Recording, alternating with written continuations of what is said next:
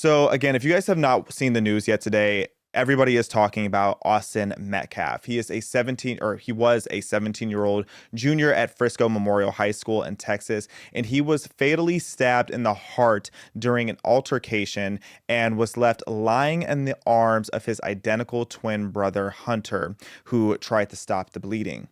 Now, part of what makes this whole situation crazy is the unseriousness of why this whole thing came about. According to Jeff Metcalf, Austin's father, he says that a confrontation began when Austin told Karmelo Anthony, yes, that is his real ghetto name with a K, Karmelo Anthony was sitting under the wrong section. So if you've ever seen a track meet, everybody has their big tents out, and apparently he was sitting under the wrong tent. And this prompted an angry response from Anthony when he was told that he was in the wrong section, and he then turned and stabbed 17-year-old Austin in the chest with a knife, bringing the event to a close. So the quick update on that is Karmelo Anthony has since been arrested at the scene and charged with first-degree murder due to the allegations, because for legal reasons, I still have to say everything is allegedly, even though there were many witnesses to this very public, heinous, vile crime. And he is currently being held without bond in Collin County Jail, and I truly hope he's being charged as an adult. Now, this story just gets more and more sad as you look into the details of it and see who these kids were and just the directions that they were going. When you look at Austin Metcalf, this 17-year-old, again, identical twin, I can't imagine the horror of that, having someone that is literally a mirror image of you that you spent your entire life with, being, two peas in a pod, and having that identical twin die in your arms is tragic enough. But it's especially tragic because Austin was such a good kid. He was, again, a 17-year-old junior at Frisco Memorial High School in Frisco, Texas. He was a standout student athlete with a nearly 4.0 GPA. He was also the MVP of his football team and a member of the track and field team, as well as a part of the National Honor Society.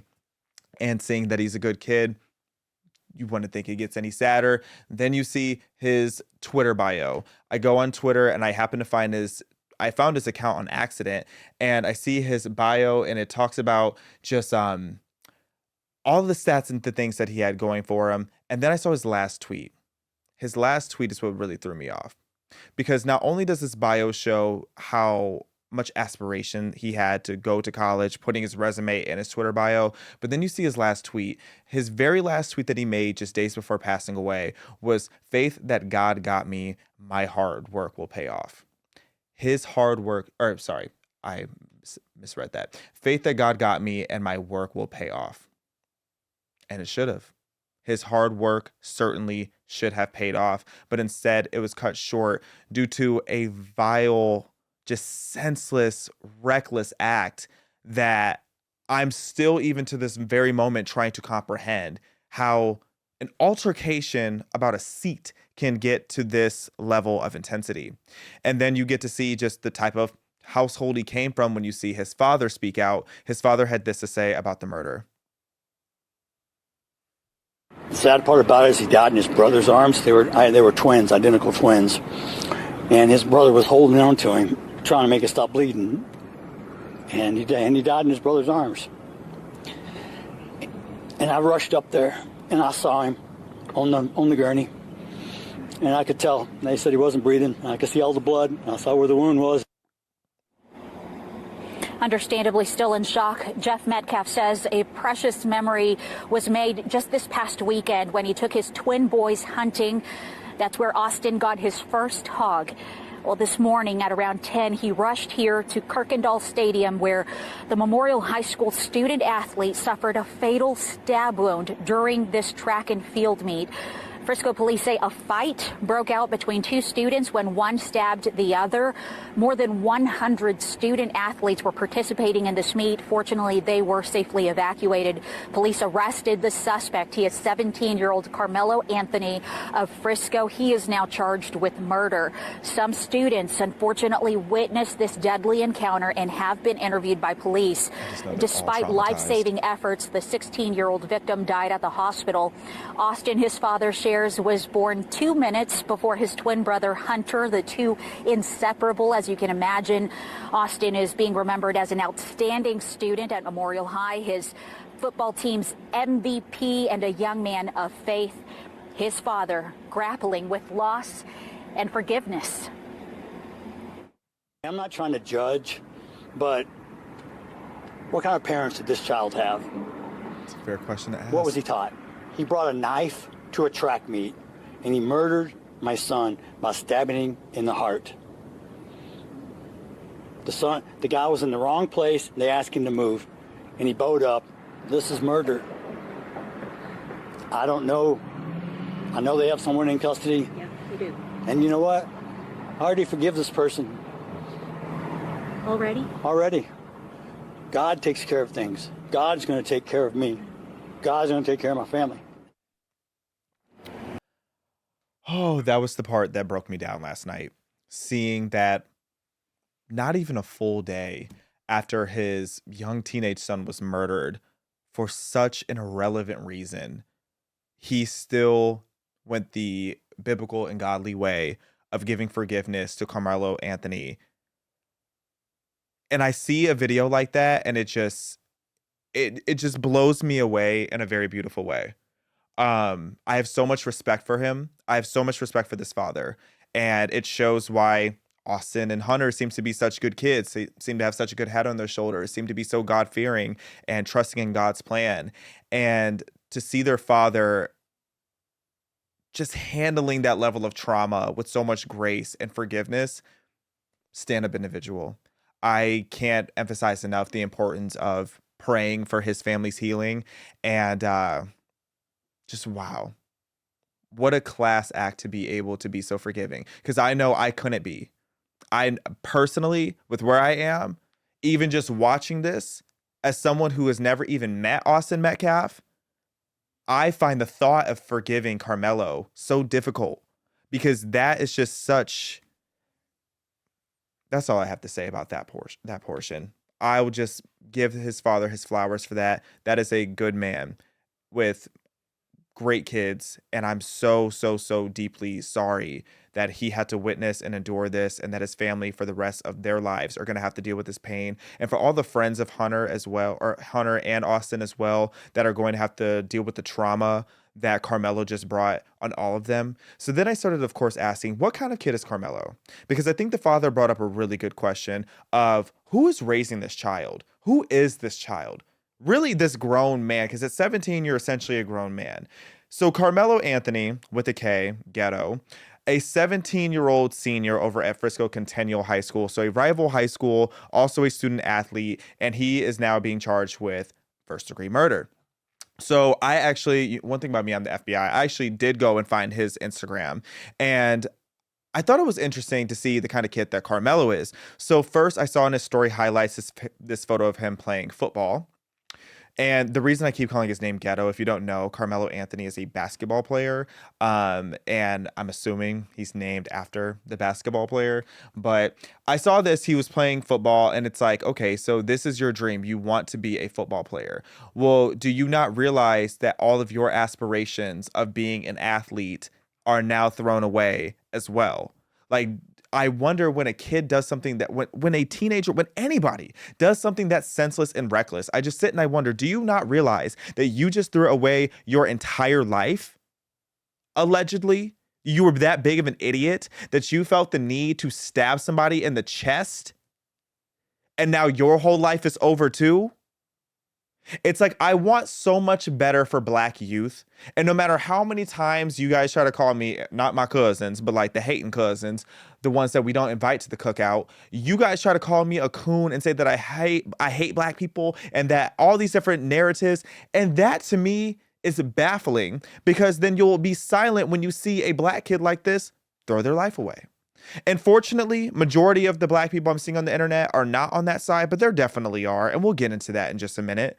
But this is the type of violence that needs to come to an end, Because not only did he just take another kid's life, his life is over too. And I want to clarify this. There's a big difference, and this is a key that I think a lot of people need to understand the difference between is sympathy versus empathy. Because don't get me wrong, because I know what some of you are thinking already. It's like, how can you sit here and even care about Karmelo throwing his life away? That's empathy. I don't care. I am detached from that. So sympathy is being able to look at this and be like, you know what? Those are 2 lives lost with a lot of potential. Empathy would be if I sat here and felt like, oh no, Karmelo, like I get it. I wish I could help you. I hope he rots in prison. I truly do. We had a conversation earlier this week about capital punishment and whether or not we should bring that back. You know what? If there is a time for it, I'm very pro public stoning. This is insane. Like, I cannot emphasize enough how disgusted I am by this person. I hope he has a prison cell next to Diddy. I do. I really do. So the sympathy is, again, Karmelo, idiot. Why did you throw your life away? Empathy, not an ounce in my body for anything that happens to him going forward, because this is really terrible. And I, again, just want to know, why was he so angry? What is going on?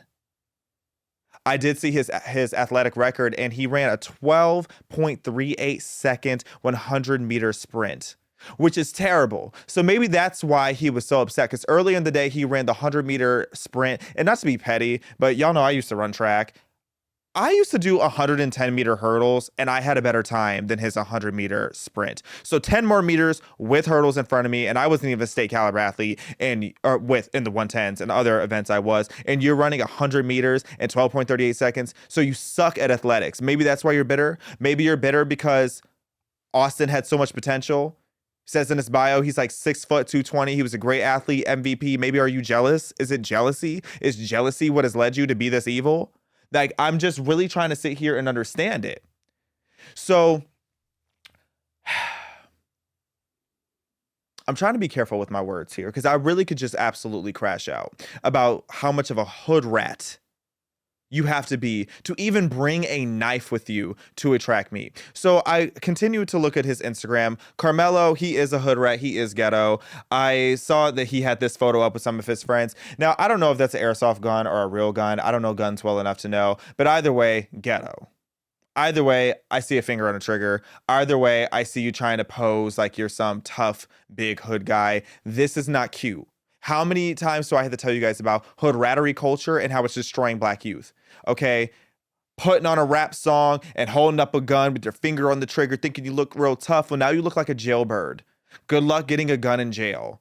Good luck seeing these friends again in prison, if the allegations are true.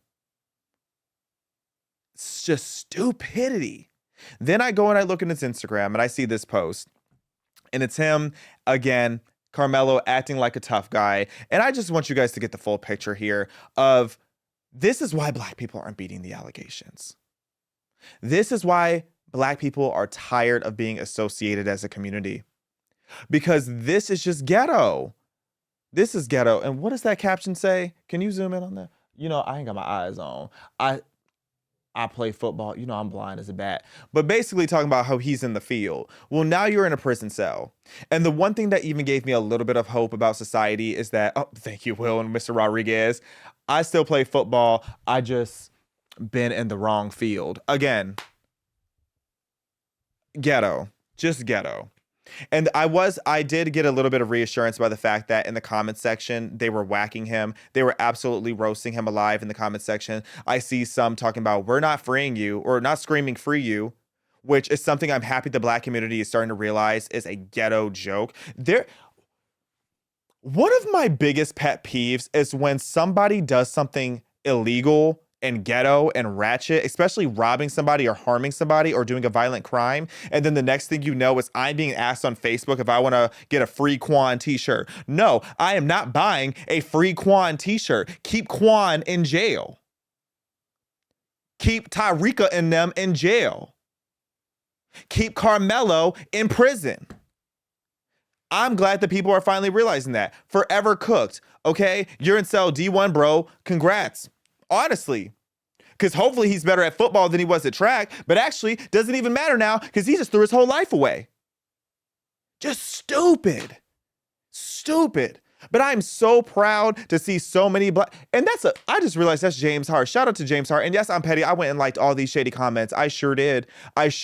Because I'm glad that we're no longer celebrating this intense of hood rattery, and that even in the black community, majority of people are seeing that this was just objectively wrong. Okay. Now, I want to talk about some of the narratives that are going on the internet about this, because anytime there's a situation like this, there's many, many discussions to be had. And one of the first internet narratives is that a lot of people are saying that if the roles were reversed, I'm sure you guys have heard that narrative by now. If the roles were reversed, then all these different things would happen. So what that essentially means is that if Karmelo was white, the perpetrator was white, and if Austin were black, then this would be the scandal of the century. Okay, and that this would be talked about everywhere, that it would be breaking the internet, and there'd be riots, and there'd be protests, and there would be all kind of looting and chaos, just wreaking havoc everywhere. Now, that being said, I understand the argument. I do. I feel like that argument gets abused sometimes, but I understand the argument.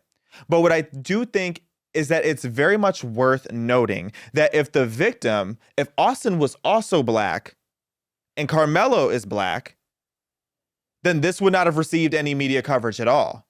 This wouldn't have received any outrage at all. Because I've really just broken it down to a science that if you have black on white crime, these days, you'll see some internet noise. You'll see some people on X, aka Twitter, being all mad, I don't want to say throwing fists, because that sounds like I'm making it a joke, but no, it's like for real, like crashing out on the internet for a good reason. So black on white crime, you see the internet noise. When it's black on black crime, crickets.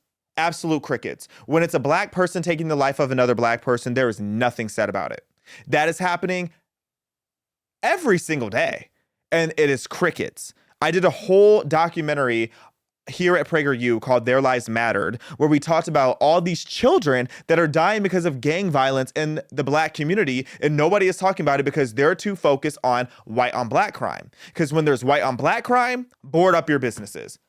Honestly, if it's like, Lord help your community if a white person takes the life of a black person, even if they're both hood rats, because then it's a BLM issue. And then you got black on Asian crime, which it would just be a Thursday.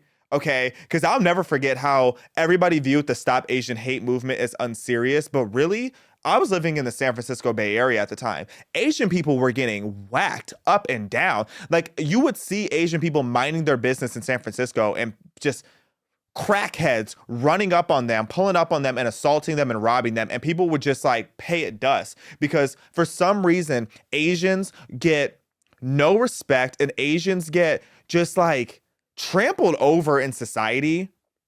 And as someone who's 2% Chinese, I do take that personal, because that is a personal issue to me. But even just as a human looking at society, we got to unnormalize that. I think it's fair when the Asians start saying to stop the Asian hate. And while people try to view it as a joke, it's not a joke. It's not funny just because they're Asian. But I do feel like when it's a black on Asian crime or anybody on Asian crime, people just overlook it more often than not. And black on Hispanic crime, I'm not even going to talk about that, because child, black on Hispanic, that's a conversation I don't even want to risk having, because in Los Angeles, it is severe. And vice versa. The beef between black and Hispanic, especially black and Mexican communities, out of control. Really out of control. But me and Mr. Rodriguez, we're good. Right, Mr. Rodriguez? I heard that. Okay, and did. Okay? Black on Hispanic crime is crazy. But it is worth noting, again, part of why black on black crime, and I hate to say it and to sound like a coon, but black on black crime is never going to get the attention that it should be getting, because when you have 170-ish black on black murders happening on a weekly basis, it would be the whole news cycle. Honestly, somebody said that to me on Twitter today. They pointed that out when I had talked about, this whole breakdown on when the media actually cares about a murder. And they're like, you realize there's almost 200 black on black murders a week. That would be the whole news cycle. And I was like, ain't no way. Then I looked it up, and they were not exaggerating. I was mortified. And I already knew this, because I talk about all the time. In the black community, more black people kill other black people every 6 months than the KKK has killed in 92 years. If you really want to break down the numbers, that's a stat that will blow your mind. So it's really out of control. Another narrative I want to talk about is how people are saying the media is not talking about this. I understand. I understand why people are saying that. Because for a while, it would be completely overlooked when you see a black person taking the life of a white person. It doesn't get talked about often. And, you know, in general, it doesn't. But I also want conservative, not y'all zooming it in already because you know I can't read it from this far. I really got to get contacts. I hate contacts. I hate touching my eye. That's a whole nother conversation. But back to the matter here. So I saw N Wokeness tweeted, say his name, Austin Metcalf, high achieving student, athlete, near 4.0 grade point average, killed in cold blood by Karmelo Anthony, zero national coverage or outrage. Here's the thing is don't do too much. Don't do too much. People were posting tweets about that hours after the incident happened. You haven't even given the news cycle time to be able to talk about it. And let me see. Sorry, I thought I got a note. You haven't given the news cycle time to even talk about the incident. Okay. So you have to be careful saying that because it makes you look unserious when you haven't even given it time for there to be any kind of media coverage and outrage. And that being said, about 24 hours later, literally every single outlet is talking about it. Every single outlet is talking about this situation. And as they should be, it does show the sign of the times a little bit. It shows the change. And it shows that what a lot of these major Twitter accounts need to realize is you are the media now. You are the mainstream media now. Okay? No shade to the mainstream media outlets, but they're not getting the viewerships that they used to. Actually, all tea, all shade, and all offense. They're not getting the coverage they're not as relevant as they used to be. People aren't checking in all the time like they used to. I told somebody that my New York Times article came out yesterday. They're like, congratulations, but nobody reads anymore. I was like, not you gagging me. But that being said, when you see it viral on X, that is the media talking about it. So again, I don't want us to take away from the severity of this situation by downplaying facts. And by sitting there saying that, oh, the media is ignoring this. Why isn't the media talking about this? I even put the title of this episode as I dare the media to cover this. And they are. Thank God that we have gotten past the point where they were afraid to talk about a black murderer. Because for far too long, black privilege was that you could go out and do these crimes and nobody was going to talk about it. So I'm glad to see that at least those types of changes are finally happening. Because when you have, again, a teenage athlete, star student, God-fearing teenager murdered and left dying at the arms of his twin brother, if the media didn't talk about this, we'd be back in 2021. Honestly. So I'm glad that we have gotten past that. But I do want to just emphasize, now that conservatives are winning back culture, we need to do our best to keep it.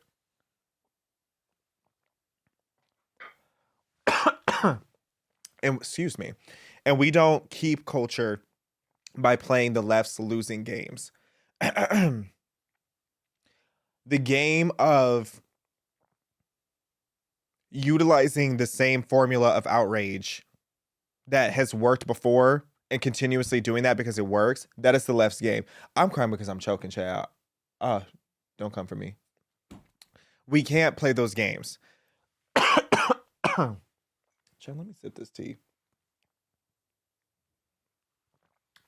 You know, with all that being said, it's important to provide full context and to not be too quick to jump the gun, because we have been through so many of these racially charged situations where I feel like that, honestly, I do feel like I have mixed feelings. I don't like I'm about to spend half this episode coughing. Mr. Rodriguez, how you doing? You know, I'm doing pretty good. I would say this whole thing is pretty tragic. And, you know, I'm just reading in the comments now, just a lot of people just bringing up the initial point of just why would you bring the knife to the track meet? And, you know, to be honest, growing up in the school that I did, there was a lot of people who did do stuff like that, where they would bring a weapon to school because there was a lot of tensions between different students, or there was even gang members at some of the in school that I was at. And so I would think to myself, man, it would be a tragic situation should somebody gets into a fight and they end up pulling that out and using it, because, you know, as when you're younger, your mind's not fully developed. You're not thinking of all the consequences. You're not thinking of everything through and through. And it's unfortunate that if you do use that, the price that's going to be paid. Someone's blood's going to get spilled, and then you're going to throw away your life. To me, that's tragic, and there needs to be justice, and especially in this situation, just to see the backlash and everything that's happening, what people are talking about. I have seen situations like this happen, and at my school, for instance, not directly like this, but I have heard of, like a kid getting stabbed at school, like on the handball court, like it's happened. And so for me, it's just tragic when this does happen, but it goes to show you that like not having that full understanding of, wow, like be careful when you even carry those things and think twice about your decisions. You have to be smarter and don't do that. I mean, look at the situation we're in now. That could have just been solved. Even if they did get into a fight, that would have been better than the kid pulling out the knife and stabbing. To me, that's just, it's tragic. You know, it makes me think of the movie Friday. Have you seen Friday, Mr. Rodriguez? Come on, I've seen Friday. Okay, y'all know Mr. Rodriguez got street cred, low key. So in the movie Friday, you know, I was just rewatching this movie because it's just such a classic. And they talk a lot about Craig, the main character on there. He's getting ready to go and shoot his nemesis in the movie. And then his father stops and goes like, no, go use your hands. You win some, you lose some. And, you know, Austin, that was a big kid. That was a big athlete. He probably would have whooped and dusted Karmelo Anthony. But that doesn't justify you pulling out a knife and taking this kid's life. Okay, that is out of control. And thank you, Mr. Rodriguez, for jumping in. I don't know why I was just choking, child. Maybe it's just because I'm emotional. This whole situation has had me choked up all day, literally. Absolutely. Well, you know, more people got to watch Friday. More people got to watch Friday. They need to. And Karmelo, he needs to. Actually, you know what? Karmelo, he's not watching anything because he's going to a cold prison cell. But, you know, back to what I was saying, I really want conservatives, as we are winning back culture, I don't want us to keep playing the left's games. And the left's games include just recycling narratives and putting it anywhere it applies and making things racial when they don't have to be.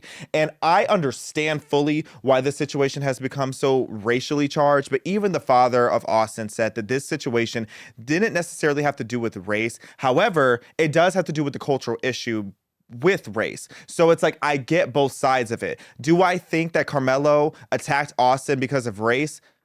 Wouldn't it shock me if that turned out to be part of his MO? But I don't think that that was the sole aggressor in the situation. Could you say that he probably had some extra hostility because Austin was this tall, successful, good-looking white guy? Probably. I do think envy was probably a part of it. But that's not the main focus that should happen here, because that's the left's game. And that being said, like, I want to analyze this as someone who used to be a BLM activist. I want to kind of analyze a little of the context here just so I can give you a forewarning of what the BLM style people, these Marxists, what their argument is going to be. But first, I want you guys to see what Austin's mother had to say and what Austin's brother had to say. Just doesn't make any sense. I mean, that's just because the kid was mad, my son is not here anymore. And I don't understand it. He's a good kid. We just got a little altercation, and that's really it. But he has a good heart. Everyone knows. Everyone around here knows he's a great kid. He just one mistake from that dude, and just took my brother. He didn't deserve it. No one deserves a loss from a family like that. I know people that lose their family members all the time, but I just didn't know it's gonna be mine so soon. My best friend and my brother my whole life, but there was this kid, before I knew his name now, this kid was sitting under our tent at track. We asked him to move. He started getting aggressive and talking reckless. And my brother stepped in and said, "You need to move." He's like, "Make me move." Austin grabbed his backpack. This kid, I tried to whip around as fast as I could, but I didn't see the stab.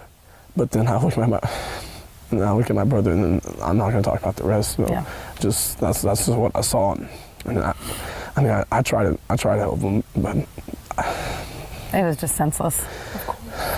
It was really senseless. Really, I don't know why a person would do that to someone just over that little argument. It's just crazy in this world nowadays how people just up and do that. Like that man has a family. That man has people that care about them all the time, and he did everything for our family too. He was a strong man. He was a strong kid. Real strong. Just so heartbreaking. And I show you guys that just to add extra context of what actually happened here. So again, Karmelo was underneath a track tent that he shouldn't have been. So Austin went up to him and was like, hey, get from under our tent. And just so you guys understand that from the perspective of like a former high school track runner, when somebody's underneath your tent, it's not a matter of just like, oh, they're like here to chill out and to like cool off. It's like, no, like that's where your equipment is. That is very expensive. That's where your food is that could be tampered with. That's where all your drinks and rehydration kits are that again can be tampered with. Having somebody from a different team, especially a rival school, it is that serious. If somebody is underneath your tent and they don't have friends over there, which I wasn't there, I don't know the full context, but if this is all allegedly still, if all of that is true, then he shouldn't have been there. So some people were mad on Twitter saying that Austin shouldn't have told him to move. It was just a tent. It's like, no, like that's not a safe situation for somebody random to be underneath your tent, especially because I guarantee your school had their own tent. I guarantee you his school had his own tent. So I don't know why he was there. Now, the part that a lot of people are going to hyperfixate on, and again, the reason I'm explaining this to you is because at this point, we have to act like we've been here before. We have to act like we have seen these racially divisive situations before, because we have from both sides. We've seen the BLM stuff and we've seen the justice for somebody white stuff. And what always happens is as this situation is growing and as this is breaking more headlines and breaking more news and more people are learning about it. And if you look on X right now, there's a lot of people mad at the Black community right now. And you know what? I can't blame them. I can't blame them. It's like, obviously, it's not an excuse to go and be racist to every Black person out there, because Lord knows I'm getting cursed out on X for no reason right now. But it's like, I understand why there's tension. But that being said, we have to be prepared for what the leftist media is going to do, for what the BLM style people are going to do, and what's going to be brought up in court. And one of the things that I'm already seeing, if you just search the word backpack on X and go to latest, you will see a lot of people trying to say that Karmelo Anthony deserves justice and deserves to be taken or to not be in prison because of the fact that Austin, according to his brother, allegedly grabbed the backpack first. I am not defending Karmelo's actions. When I tried to explain this on X, a lot of people are coming at me now saying that I'm defending Karmelo. Karmelo deserves nothing more than a cold, rotten prison cell. Okay? And to be dealt with in the highest intent of the law, if the allegations are true, which I believe they are. But that being said, Austin grabbing the backpack, the BLM crowd is going to hyperfixate on that. So what I am making sure people realize is do not be afraid to address every single element of the situation. Context always matters. People are like, oh, the backpack part is irrelevant. In the grand scheme of things, it should be. But context always matters when we have these type of situations if we want to be able to combat the lies and the narratives that the left is going to try to bring up and what the radical Marxists are going to try to bring up. And what the fact of the matter is regardless of Austin grabbing this backpack, the reality is that what Karmelo did was unnecessary. It was reckless. It was violent. It was disgusting. It was pure evil. So don't be afraid to acknowledge the backpack part when it does come up, because you already know it's going to be the detail that so many of these people are going to hold on to. Okay, so this whole narrative that I see slowly brewing on Twitter of people trying to protect Karmelo, shut it all the way down, because that is not a proportionate response. You don't stab somebody in the chest because they grabbed your backpack. Even if you are on defense in that moment, take your bag back. Tell them to leave you alone. Take a step back. Square up. Do what you got to do outside of taking someone's life. Go get a chaperone. It's a track meet at a high school. Be so for real. It's not like this guy is robbing you at gunpoint. It's different if somebody's trying to rob you at gunpoint in the middle of Southside LA. Okay? Or East. I don't even know what Southside LA is like. Child, I don't go down there. But that being said, you don't, like, you get what I'm saying, y'all? You get what I'm saying, y'all? Like, this is not that you don't bring a knife to a fight about a seat under a tent. And what it really comes down to is the Black community is in a state of emergency. Okay? When you have a child walking around with a knife at a track meet, showing that he has the intent of harming somebody, why are you so angry, child? Are you being abused at home? What is going on in your household? I want his parents looked into, especially if he has other siblings. I want to know what is going on in this child's life to have him so angry that he's taking a knife to a track meet. I want all the context. And a lot of people are going to say the context is irrelevant, but you know what? It can be irrelevant to you. I want to know. I want to know so that when he is prosecuted, we know every single detail so we don't end up in another situation like Breonna Taylor, where 5 years later, y'all still don't know what happened. Okay, so many people replied to when I actually broke down what actually happened with Breonna Taylor, and they were so shocked that, like, after all these years, I didn't know that this was the true story. I'm making sure that as this situation develops, that the details are precise, because at the end of the day, Karmelo deserves to be in prison if the allegations are true, and I want to make sure that we have every single element of the facts to a T. And until then, the Black community, we have to do better. We have to do better with our youth. We have to protect our youth from making these kind of decisions, regardless of the color of the person that they're harming or in a confrontation with. This is not appropriate. We have to do better. We are in a state of emergency. Because even Matt Walsh was tweeting today about how we have to start being honest and how young Black men are so much more prone to being aggressively, disproportionately violent. That tweet made me so mad. And it's, again, one of those situations where truth hurts. Truth hurts. I hate it. I hate to say it. I hate to admit it. I hate to even have to acknowledge that in a community that I love being a part of, that violence is so normalized amongst us. The Black community is in a state of emergency. And God, may you please cover the Metcalf family in your blood. And please guide them to healing. And may justice be served. Justice for Austin Metcalf. And that's all I have to say about that.